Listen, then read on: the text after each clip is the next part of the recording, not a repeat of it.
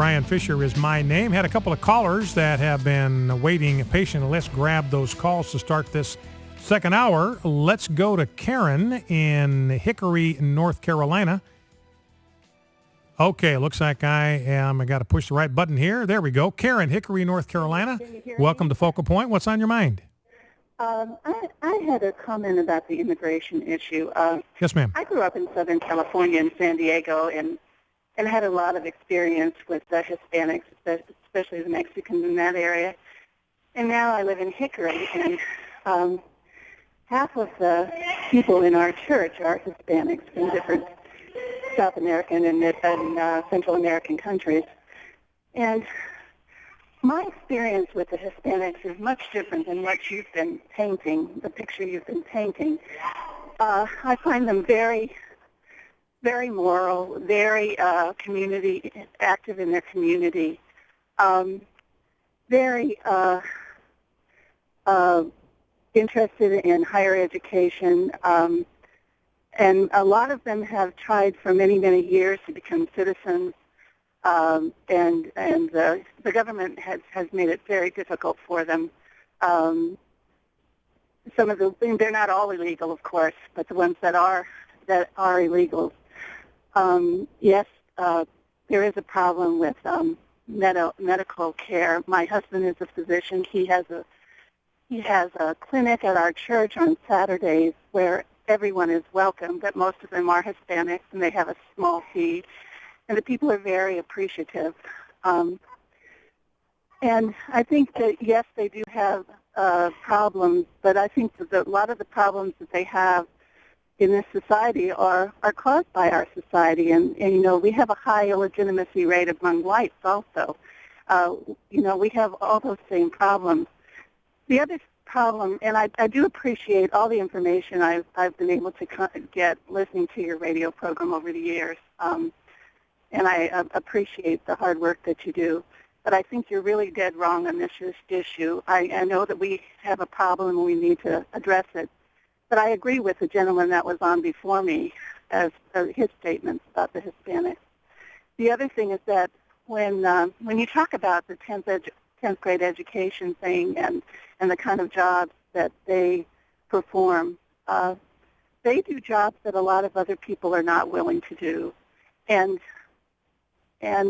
I think when we use that tone of voice, when we talk about people without a higher college education, I know you had a gentleman on a few days ago who made the same statement, it sounds to me very elitist.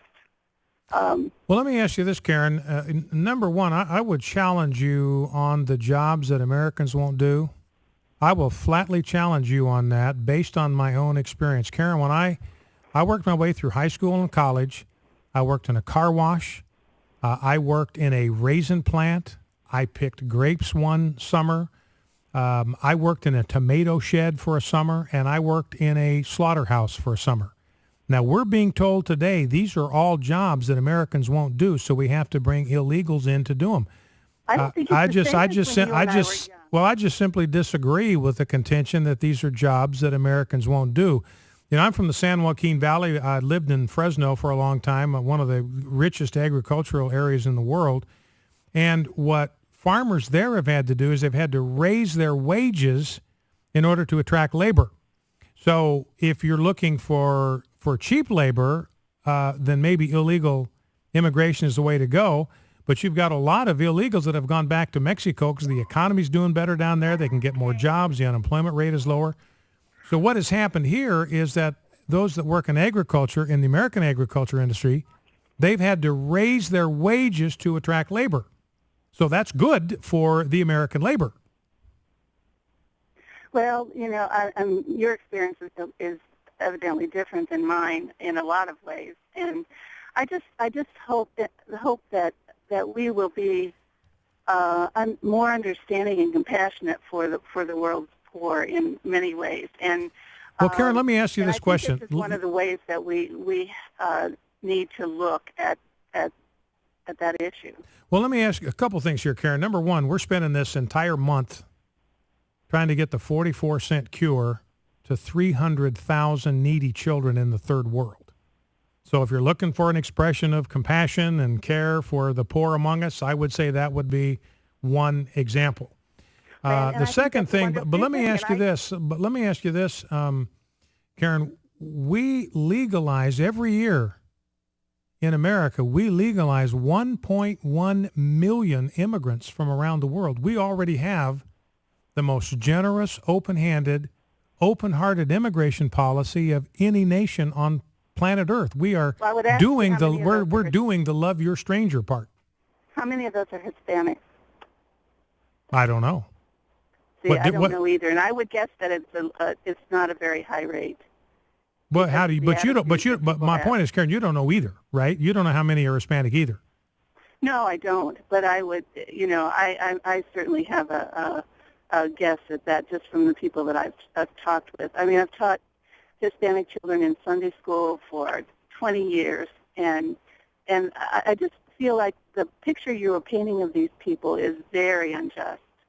Well, I'm looking at immigration. I'm not looking at this as I'm looking at the immigration issue from the standpoint of what is best for America. I certainly believe in the American concept of this place being a refuge for the huddled masses who come to this country, find an opportunity to pursue the American dream. I want to preserve that for future generations. And that means the kind of immigrants that we ought to bring into this country are people that are going to be self-reliant, that are going to work hard, that are not going to be a burden on already existing taxpayers that are already weighted down with a very, very heavy tax burden, and that we have reason to believe are going to be contributors to American society. And one of those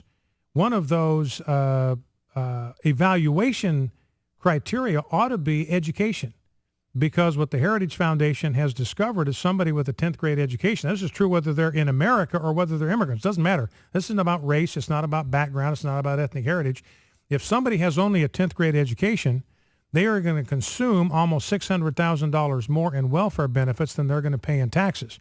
That's going to be true whether they're an American native who drops out of high school or an immigrant that comes into the United States. The point is there are a drain on the American system. They're a drain on the American taxpayer. So it just makes sense that if we are going to bring immigrants into our country, we ought to bring people into our country who are going to contribute to this country and not consume precious resources.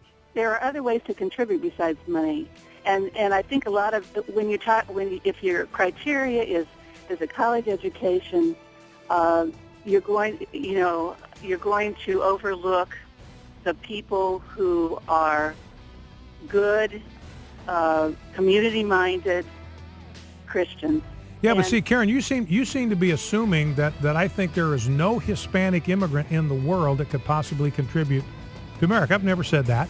If they come here, they're educated, they work hard, they adopt family values, or they bring those with them, they're willing to work hard, they refuse to be a burden on the culture, then yeah, let's bring all of those that we can in. Those don't represent the problem in the immigration system. So if you understood me to say that I don't believe any Hispanic immigrant brings those values in, then that's not what I intended to say. So anyway, Karen, I appreciate the call and the conversation. Out of time, got to let you go. Focal Point AFR Talk.